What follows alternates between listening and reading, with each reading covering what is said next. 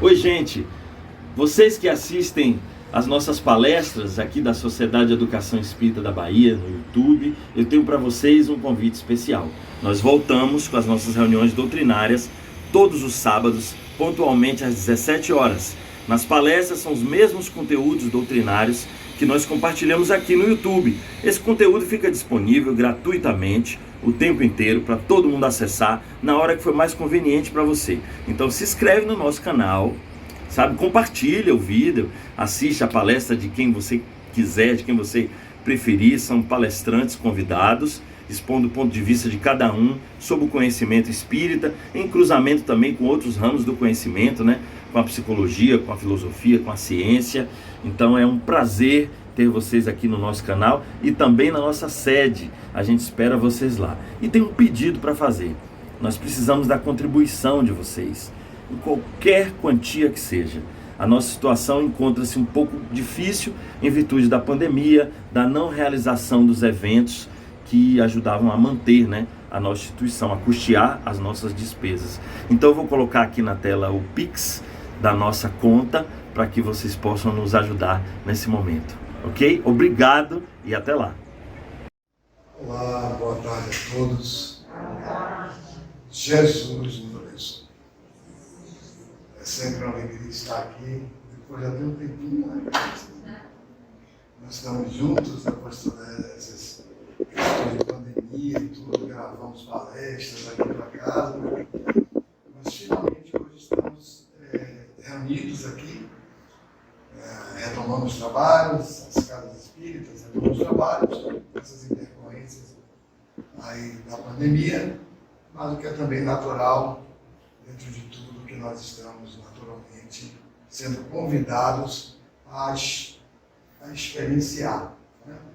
A pandemia, de certo modo, é um convite para uma etapa bem intensa de transição. A transição já vem de algum tempo, já vem de um curso bem longo, mas nos momentos mais significativos, nós estamos sendo chamados a experiências muito mais intensas.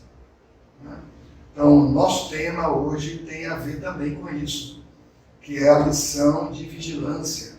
A casa propõe esse tema, que é um tema, na verdade, muito significativo, porque é um tema que tem a ver com uma espécie de sistema. Né? A vigilância, ela compõe um certo sistema que Jesus apresentou para todos nós. Né?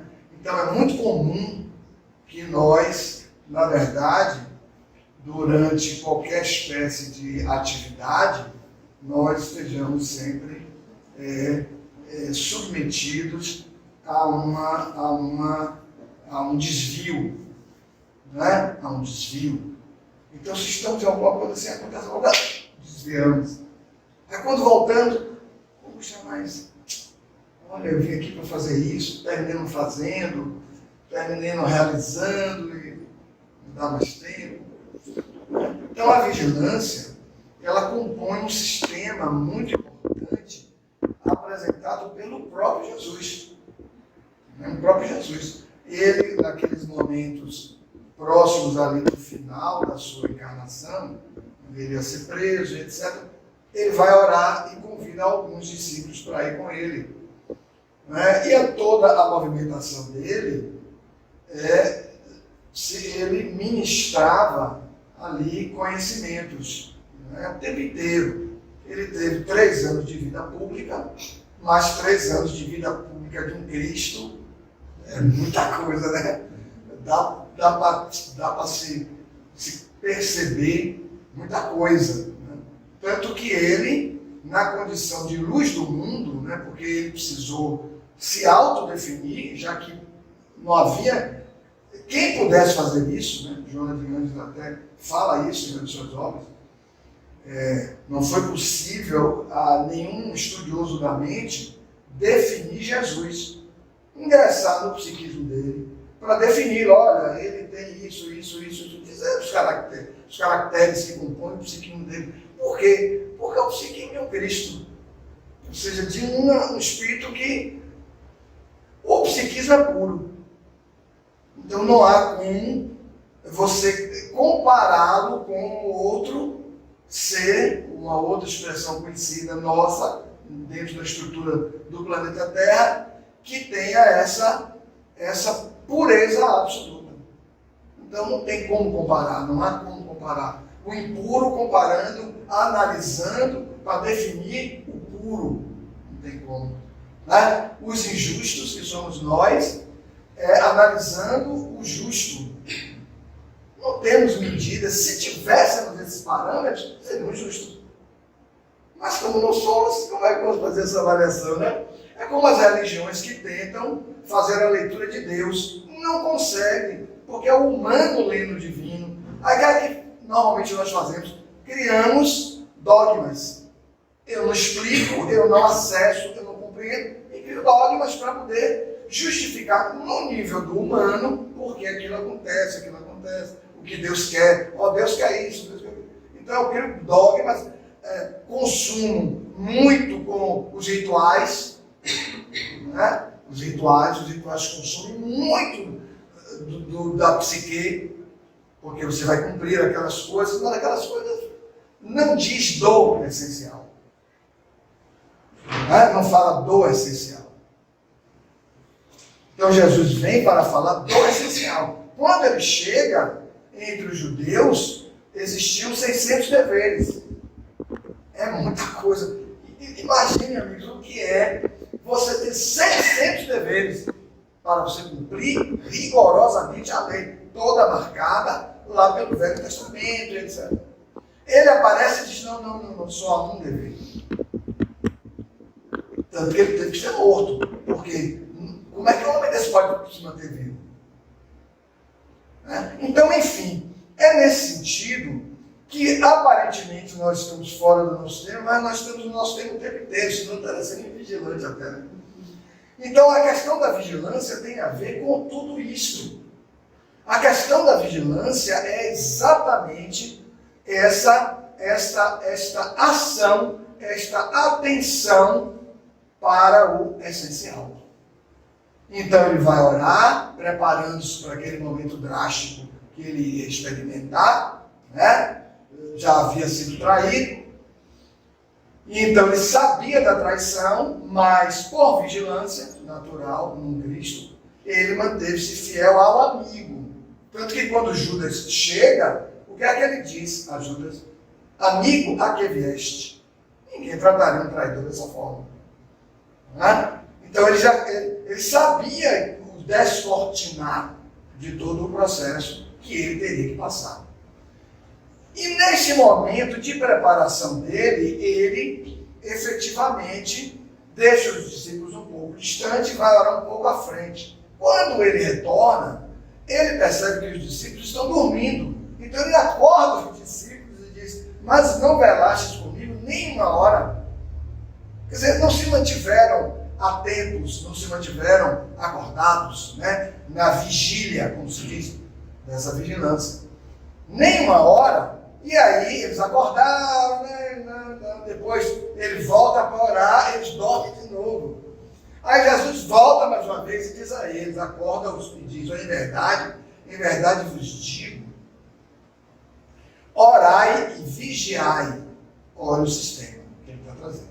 Orai e vigiai, para que não entreis em tentação, porque o espírito está pronto, mas a carne é fraca. Né? Então notem como ele vai, dentro dessa frasezinha pequenininha, ele vai trazer um universo das nossas possibilidades. Adiante, está dormindo.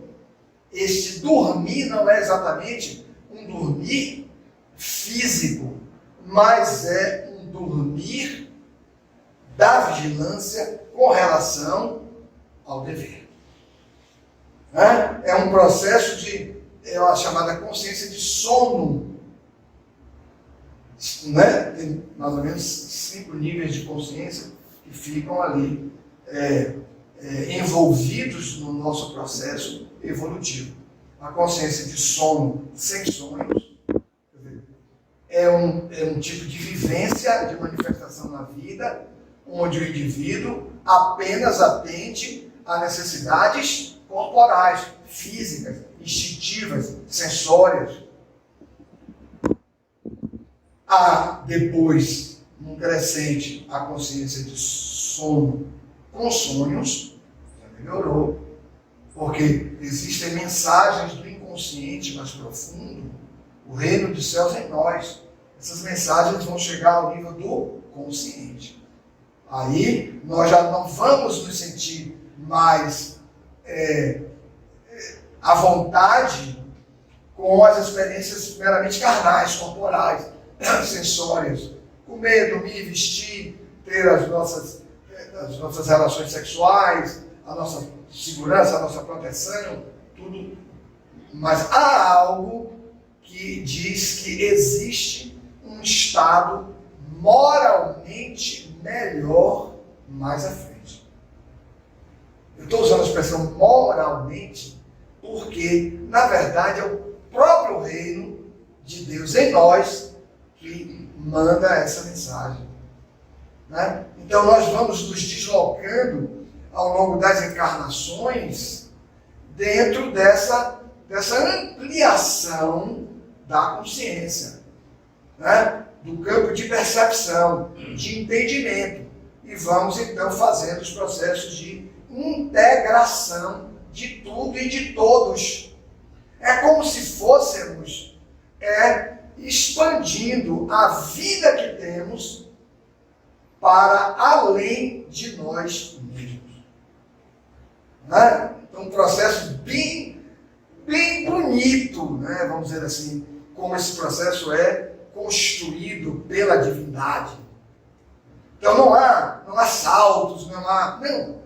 Tudo é meio que um pouco estados de insatisfação dentro de estados de satisfação. Alcançamos um desenvolvimento, há uma satisfação, porque agora eu ampliei meus registros sobre a vida, sobre as coisas, sobre as pessoas. Então vamos de modo vigilante fazendo essas aquisições. Mas chega um momento que entramos numa crise, porque a consciência está solicitando, pedindo uma ampliação, mais esforços. Então, para não chegarmos nos outros estados todos, que são belíssimos, né? Mas Jesus, o que é que ele dá? Ele apresenta esse sistema, orai e vigiai, como um sistema válido para todas essas etapas. É isso que ele faz. Né? Então, ele está dando ali os discípulos e, por consequência, a toda a humanidade, essa referência. Orai, ou seja, eleve-se acima da matéria. Né? Eleve-se em espírito acima da matéria.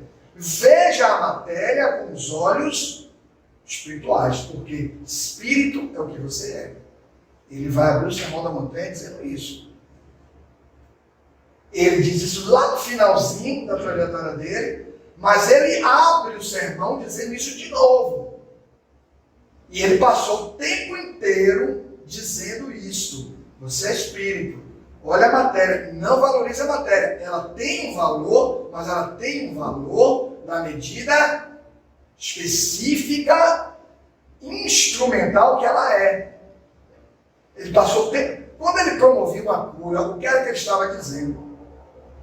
Ele se apresentava ao indivíduo por uma questão de vibração, havia uma necessidade interna, que ninguém quer sofrimento, né? Então, a não ser aqueles que estão com o psiquismo ainda subvertidos. Mas aí é uma outra questão que é uma exceção, não vamos falar disso hoje. Que vai para os suicídios, etc, etc.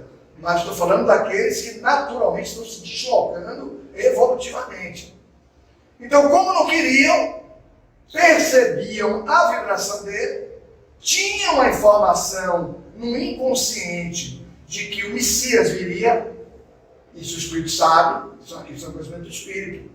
Quando a vibração dessa figura chega, ativa essa memória. Então o indivíduo, sabendo em espírito da sua condição, procuram. E aí ele diz, não é? Tu crês que eu te posso curar? Sim, Senhor.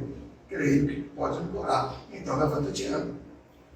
Ou então, para os que não enxergavam, ele dizia, então vê. O que queres? Eu quero ver. Então veja. O indivíduo passava a ver. Eu estou vendo. A tua fé te curou. Ele remetia o indivíduo ao próprio indivíduo. Né? Para que o indivíduo percebesse que o processo da doença foi o próprio indivíduo que criou. Porque saúde e doença são expressões da mesma moeda. São faces da mesma moeda. Quem adoece? Quem promoveu a própria doença. Pela invigilância em relação ao dever essencial. E qual é o dever essencial? Amar. Todas as vezes que não amamos, estamos em risco. Porque não se pede de nós o amor, do refino do amor. São os Cristos. Não somos Cristos.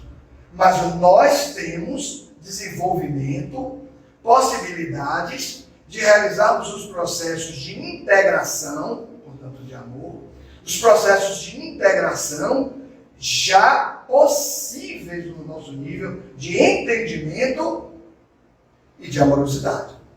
Quando nós recuamos, estamos em risco. Todo recuo abre uma porta para que um fato tenha que incidir sobre nós, para que nós possamos ver aquilo que nós não queremos ver. Que nós possamos vencer aquilo que não queremos vencer. Notem como Jesus trabalha o perdão o tempo inteiro no Evangelho. Por que ele trabalha o perdão? Porque o perdão é a expressão central da cura. Não há cura sem perdão. São condições extremamente associadas. Todas as vezes que eu me mantenho em processos de ódio, eu adoeço.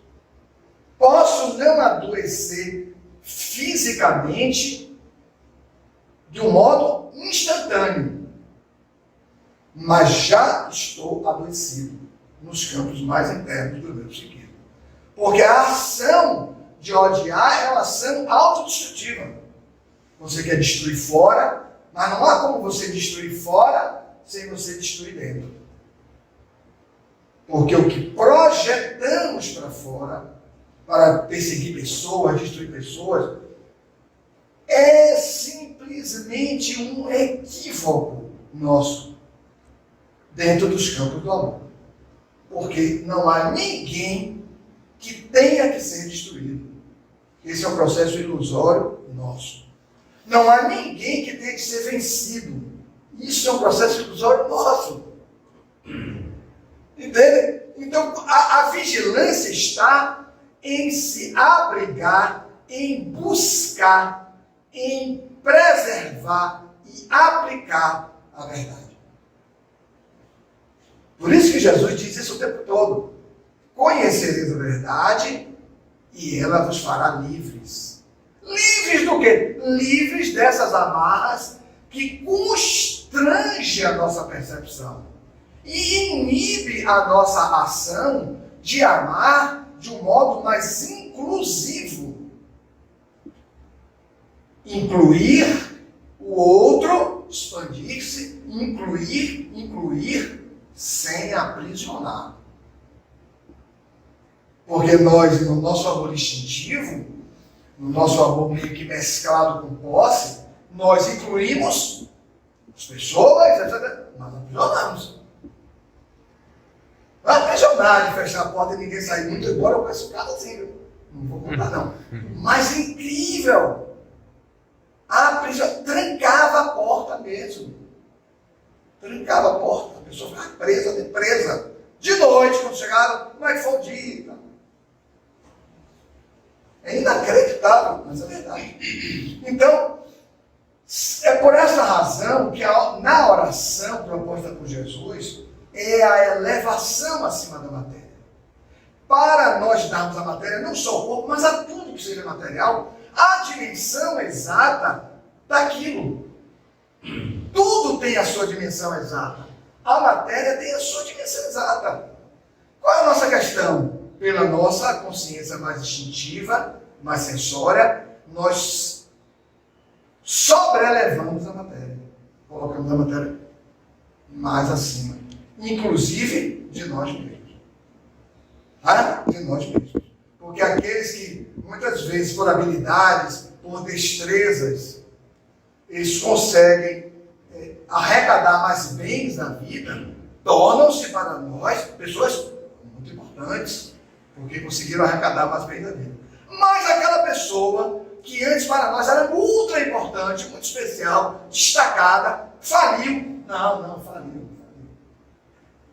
Então não é a pessoa, são as coisas que estão em torno da pessoa e que fazem com que ela seja um destaque dentro de uma estrutura onde o pensamento todo é montado dentro de um paradigma material, corporal. E isto é onde muitas vezes, e nos nossos processos educacionais no mundo ainda são processos materialistas. Muito forte, muito intenso, muito difícil de vencer, muito difícil de vencer. Não é pouco difícil, é muito difícil. Porque mesmo aqueles que estão realizando um processo de espiritualização, ou seja, percebendo-se como espíritos, vendo-se como espíritos, tentando pensar como espírito, querer como espírito, sentir como espírito e agir como espírito, mesmo estes, ainda todos sustentamos um padrão de materialismo residual. O que é o residual? Resíduos muito fortes, muito intensos, porque aprendemos assim. Então, quando se diz que a matéria ela impera ainda muito sobre nós, no nosso nível de evolução, leia-se, no nosso nível de entendimento, no nosso nível de consciência, isso é uma realidade.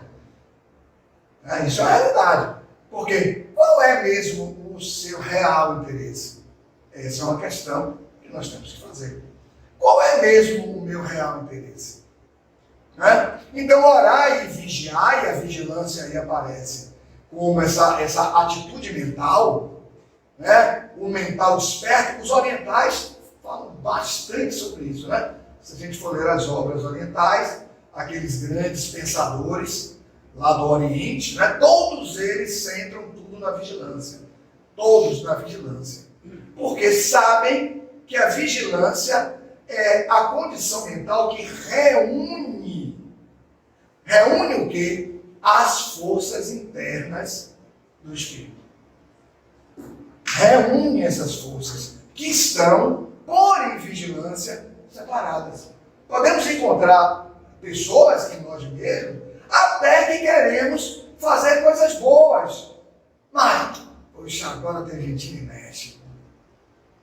Está tendo agora gente que mexe, não está bom. Então, o que é que acontece? O que é que acontece? Não vamos, não fazemos, não realizamos. Então, não só a questão do futebol, mas outras tantas coisas. Tarefas que podemos assumir. Essas tarefas, elas são importantes para quê? Para nós consolidarmos as nossas destrezas, as nossas habilidades. Porque, amigos, nós somos espíritos imortais com uma trajetória evolutiva de várias encarnações. Nós já morremos e reencarnamos várias vezes. Essa estrutura que temos hoje, essa persona, essa personalidade, é mais uma dentro desse conjunto, dessa individualidade que o espírito vai transitar. Nós já tivemos muitas encarnações, tanto que essas encarnações ainda repercutem em nós hoje. Kardec fala muito bem sobre a misericórdia divina quando, dentro da estrutura do nosso processo de crescimento espiritual, de evolução, a cada encarnação, o esquecimento do passado. Já imaginou? Se lembrasse do passado, não teríamos condições condições de crescer.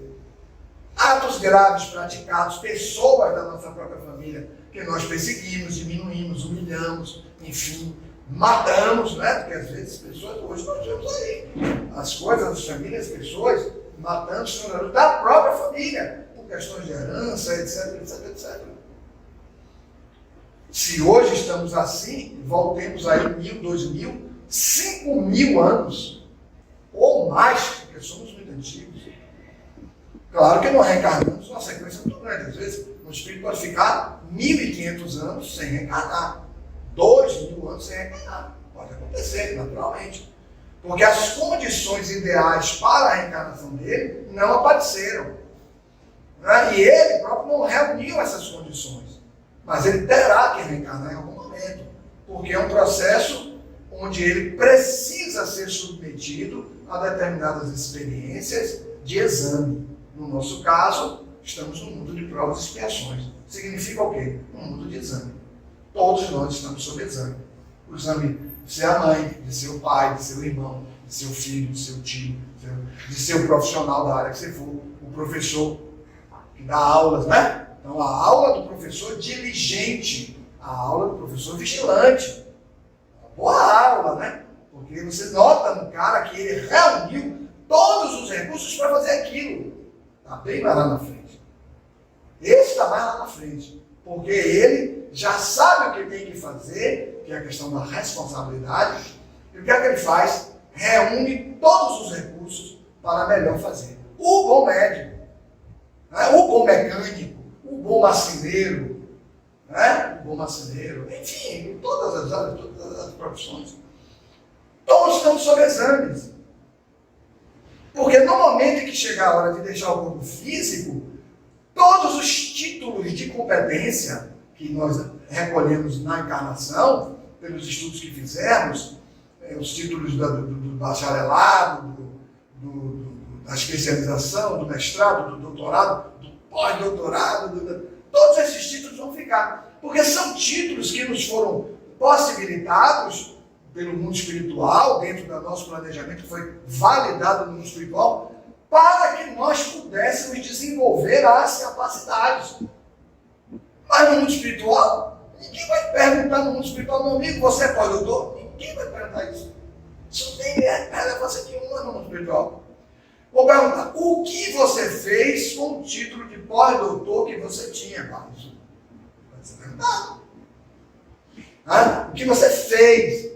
Porque tudo é montado, engendrado, preparado, construído, planejado para o ato de se fazer aquilo que se veio fazer. Mas se nós desviamos daquilo que viemos fazer, rompemos com a vigilância. Joana de Ângeles usa uma expressão que eu gosto muito. Ela usa assim, ela diz assim: os processos mais difíceis e que emperram e que são obstáculos para o nosso crescimento são os processos da distração.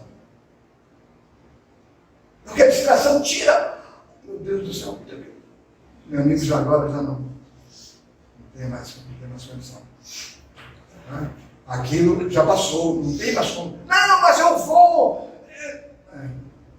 Não tem mais condição. Porque aquilo que necessitava do seu trabalho, da sua atuação, ficou sem. Então, não é que nós não tenhamos oportunidades para frente. Vamos ter. Mas lembra que Jesus contou uma parábola para dizer isso? Parábola dos talentos. O senhor ia viajar, deu 5 talentos ao servo, 2 talentos ao outro. Notem que ele dá 5, porque aquele indivíduo tinha uma capacidade de dizer assim. Ele sabia disso. O Senhor conhece o seu servo. O que tinha uma capacidade mediana, ele deu 2. E o cara aplicou e entregou ele 4. O que recebeu 5 aplicou os recursos. Somos nós da encarnação. Ele está falando de todos nós da encarnação. Aplicou os 5, quando ele chega para tomar as contas, um tempo depois, 10 talentos. Bom servo e trabalhador. Vem, entra na minha glória, porque eu tenho para ti outras tarefas Porque o que interessa para o Espírito. O que interessa para o Espírito não é o título, não é o elogio. É a tarefa nova. Porque a tarefa nova, ele vai receber o quê? Novos recursos. Em recebendo novos recursos, nova capacidade de percepção. A consciência que se expande. Olha que coisa interessante. Porque isto tudo se constitui para o Espírito uma coisa que na linguagem espiritual nós chamamos de luz. Não é luz de lucidez. É a lucidez. O vigilante busca a sua lucidez, que é a capacidade de ver para além, de ver a mais. Quando nós negligenciamos, estabelecemos uma paralisia naquele ponto em que estamos. Normalmente, com a paralisia, o que é que acontece? Um tempo muito prolongado, deprimimos. Temos hoje uma sociedade muito deprimida no mundo. Ou ansiosa, ou deprimida. Ansioso para ver, eu quero luz, mas cadê as aplicações? Não tem aplicação. Porque a luz é o fruto do trabalho aplicado. É esse trabalho aplicado onde você retira impurezas do seu psiquismo. Na linguagem figurada, Jesus se refere a isso, né? Ele diz assim: bem-aventurados, felizes, os puros de coração, em algumas outras traduções, os limpos de coração, porque verão a Deus. Que é o que queremos. Todas essas tarefas, todos esses recursos que nos chegam, na verdade, o que queremos? Ver a Deus. Isso não é uma coisa intelectiva no sentido de sabermos isso pela inteligência. Isto é algo que está em nós, na origem, na matriz. Na matriz. Por isso nós temos um sentimento chamado de religiosidade. Veja, não é religião.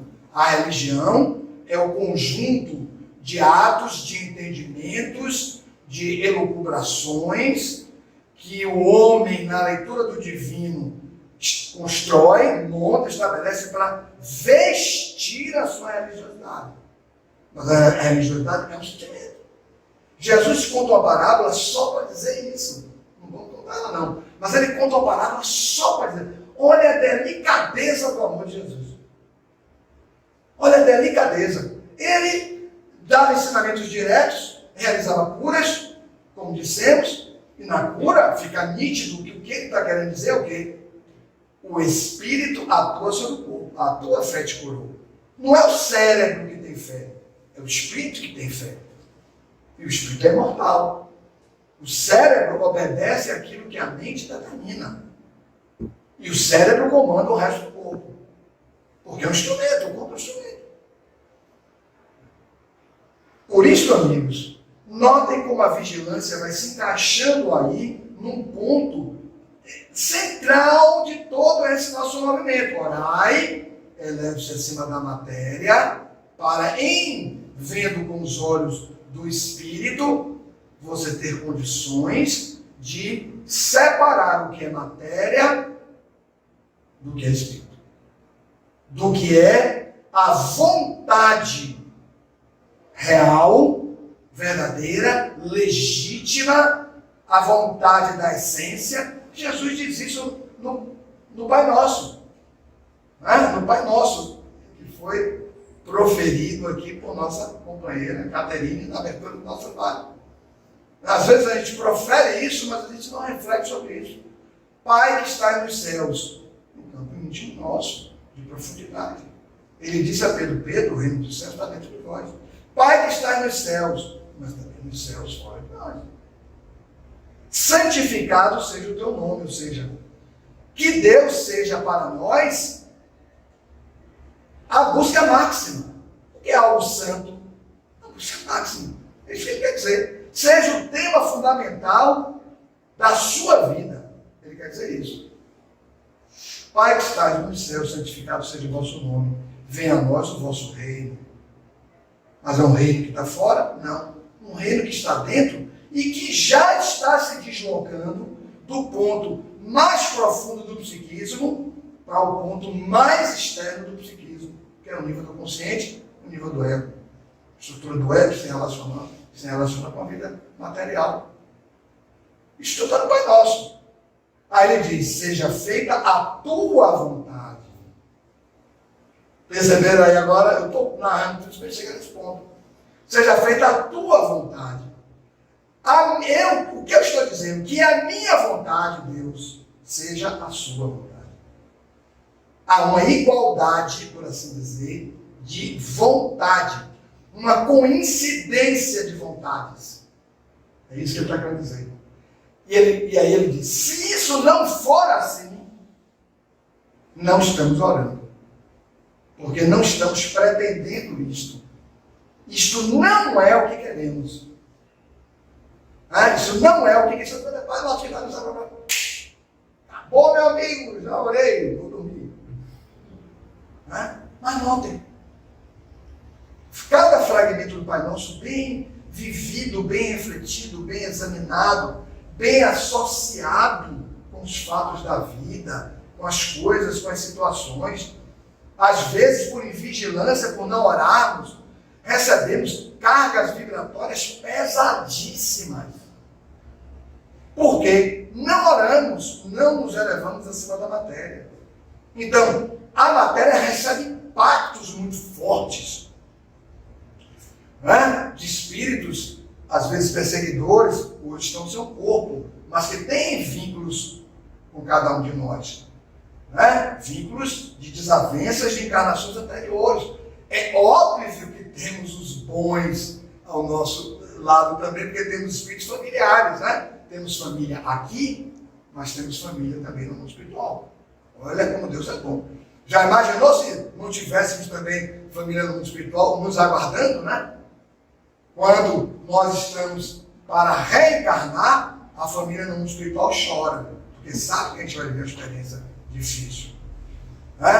Aí a família daqui se alegra. Olha, nasceu, como é o nome, é menina, aquela coisa, todo mundo se alegra. Quando vamos morrer, a família daqui chora, mas a família espiritual se alegra.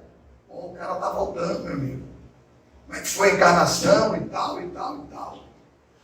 Porque tudo isto é fruto de uma grande elaboração, onde o universo é o ambiente natural do espírito, é o nosso ambiente natural. O espírito sopra onde quer, ninguém sabe de onde ele vem, nem para onde ele vai. Jesus. Nós somos cidadãos do universo. Mas transitamos em todas as faixas vibratórias elevadas do universo? Não, por conta da nossa vibração, do nosso querer. E aí a vigilância se torna importante dentro desse sistema. Porque à medida que não queremos o melhor para nós, não queremos esse estado moralmente melhor, que está um pouco à frente.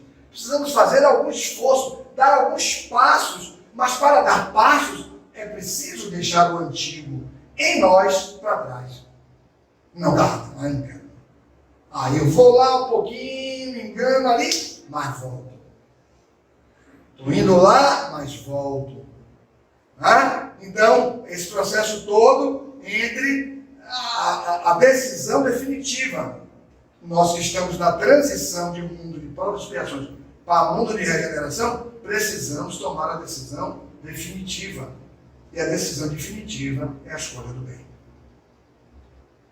Escolher o bem, meu amigo, aí agora ninguém lhe segura mais. Não tem como segurar. Mas, duvidosos, mesclamos ainda muito coisas doutrinárias, não só de outra doutrina espírita mesmo.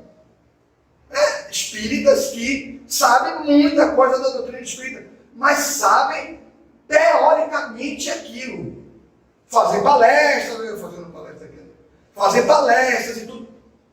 Mas é necessário haver realmente a convicção do bem. As experiências vêm, são impactantes, difíceis, porque estamos sob exame, vêm, mas nós resistimos, passamos.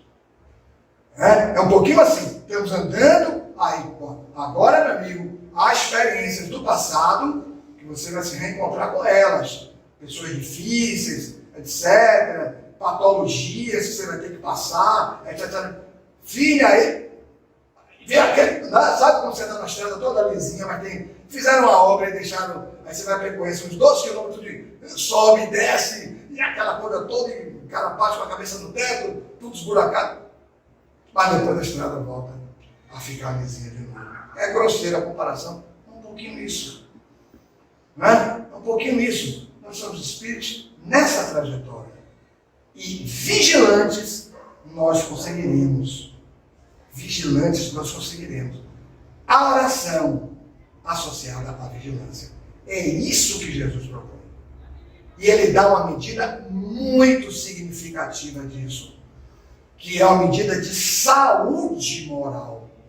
Saúde moral. Porque quem tem saúde moral, mesmo que a saúde corporal não esteja bem, ele suporta. Porque ele sabe que o corpo vai se extinguir. É só uma etapa. E o que interessa é a etapa que você passa. Ele propõe assim: no seu falar, que seja verdadeiro. Sim, sim, não, não. Tudo o que passar disso vem do maligno. Sermão da montanha. Veja, isso é na abertura da vida pública dele. Na abertura da vida pública dele. Está em Mateus, capítulo 5. Não é o sermão em Mateus? Vai, capítulo 5, 6, 7. É longo o sermão. É longo. Mas por que ele é longo? Porque as etapas nossas, são etapas longas. Essa etapa que nós estamos vivendo é uma etapa muito difícil. A etapa de sair de provas e expiações para a regeneração. É muito difícil. Porque é você vencer o seu passado. Você abriu a palestra dizendo que nós temos esquecimento do passado. Tudo bem. Esquecer o passado por força da lei, que atua sobre o nosso psiquismo, não significa dizer anular o passado. Ele não anula o passado. Nós só não lembramos, mas os núcleos energéticos do passado, que tudo que vivemos é reduzido à energia, e fica em nós, porque, na verdade, tudo é energia. Albert Einstein. No universo, tudo é energia. Albert Einstein é ciência da ciência. Então, esses núcleos, eles se derramam sobre o presente, para que, em se derramando, sejam vistos, né, conhecidos, identificados e tratados. Ninguém avança sem sanear o passado. Ninguém avança sem sanear o passado. Jesus dá uma medida. Pois, ao falar que seja verdadeiro, sim, sim ou não. O que é verdadeiro? Aquilo que tem a ver com a verdade. A verdade que liberta. Que seja verdadeiro, sim, sim, não, não. Tudo que passar disso, ou seja, tudo que passar dessa verdade, olha como ele coloca, vírgula, né? Tudo que passar disso vem do maligno. Mas vem do maligno que está fora, espíritos malignos que vão interferir em você? Não, não, não. Do mal em nós. É isso que ele está dizendo. Porque é o mal em nós que arrebata a nossa boa intenção.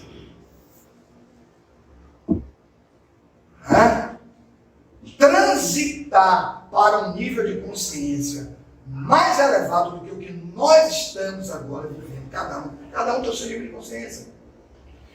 Transitar representa um trabalho maiúsculo, um trabalho superlativo da nossa evolução.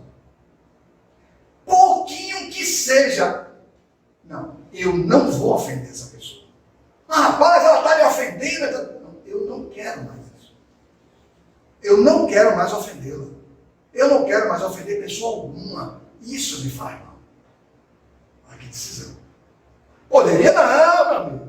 Foi você que... Isso é você que... Você não fazer isso. Eu estou falando para você não agora. Né? Então é um pouco isso. A quebro a minha proposta de auto-amar-me. Para me amar a mim mesmo, eu não vou permitir que essa pessoa provoque em mim o mal. Vamos reler para concluirmos o nosso trabalho? Orai e vigiai para que não entreis em tentação. O que é a tentação? O nosso passado inferior que aparece. Faça isso, faça aquilo, conquiste.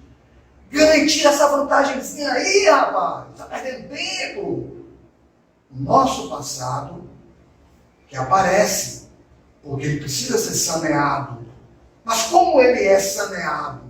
Através do amor. Não quero. Não vou fazer. Não vou revidar. Não vou repetir essa experiência. Eu não quero mais isso. É a escolha do novo. E o novo é sempre amado. Orai e vigiai para que não entreis em tentação. Porque o espírito está pronto. Olha o resto. Ele vai dizer isso. Por que pronto? Porque todos os recursos evolutivos já estão em nós. Não há nada mais para ser acrescentado. Nós já somos centelhas divinas. Já temos a matriz divina. Porque o espírito está pronto, mas a carne é fraca. Significa dizer, a carne não tem a missão evolutiva para nos desenvolver moralmente. Não é tarefa dela. Nós é que temos que fazer isso. Culpamos a carne. Porque tu sabe, os instintos eles existem para manter o espírito no corpo. Se não tivéssemos instintos, nos mataríamos. São os instintos de preservação, os instintos de sobrevivência. Isso é natural, é um automatismo que nós estruturamos na base do nosso psiquismo, que são utilizados quando estamos encarnados. Porque precisamos ainda das encarnações. Quando estivermos como os cristos, não precisaremos mais encarnar. A não ser para, no orbe em que estivermos coordenando os processos de crescimento dos espíritos, que vem depois de nós, naturalmente, em evolução, nós tivemos que reencarnar para levar a mensagem do amor incondicional, como fez Jesus. Jesus não é o espírito da terra. Ele é o coordenador de todos os processos espirituais do planeta. Não só do planeta em relação aos encarnados, porque nós temos colônias, faixas vibratórias sobre faixas vibratórias sobre faixas vibratórias. E nessas faixas vibratórias existem colônias, bilhões de espíritos. E ele é o responsável por todos esses processos. Então, amigos, eu queria deixar essas breves reflexões sobre este tema, a lição de vigilância, que nós levemos como reflexão associada a tudo que nós possamos ler, ver e pensar. Mas, acima de tudo, identifiquemos o que a vida nos pede. Uma certa ocasião, faz uma palestra sobre planejamento reencarnatório, sobre planejamento reencarnatório, e no final uma pessoa me perguntou assim, o senhor falou que nós sabemos nosso planejamento reencarnatório, mas qual é o meu planejamento reencarnatório? Aí eu disse assim, o que é que a vida lhe exige? A senhora faz o quê? Eu sou professor. A vida exige que a senhora dissipe a ignorância das outras pessoas. Na sua área, no campo do seu em alguma área. Química, biologia, matemática, sei lá, que área for. É isso que a vida, esse é o seu compromisso. Então, muitas vezes, eu sou médico. Você não sabe qual é o seu compromisso? É claro que você sabe o seu compromisso reencarnatório. Você pode não ter uma consciência plena disso, mas você sabe. Que é promover o processo de cura nas pessoas. Tanto mais você se qualifique para isso, tanto melhor você será o profissional. Mas o paciente morreu. Não interessa. Essa não é a questão. A questão é o que você fez para que ele pudesse ter saúde. Viver ou morrer é uma questão relativa ao planejamento reencarnatório dele. Mas de sua parte, você fez o que lhe competia fazer. Muita paz a todos. Muito obrigado pelo convite.